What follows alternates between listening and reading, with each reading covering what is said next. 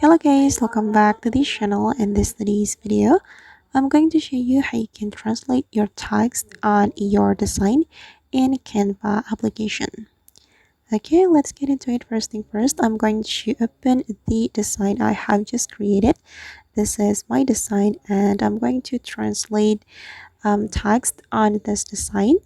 We can click on the text we want to translate and then we can click on these three dots and scroll all the way to the right until you find the translate text option, this one guys.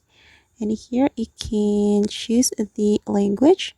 For instance, I'm going to translate from Indonesian language to English language. Okay, then we can choose either we want to translate pages or select text from current page.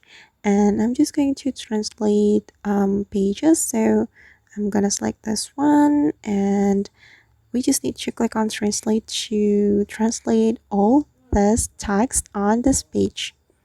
Okay, click on translate and just wait for a moment. Okay, now as you can see that the text has been translated to English language. Alright guys, and that's how we can translate text on Canva application. I hope this tutorial will be useful for you. Thank you so much for watching and see you in the next video.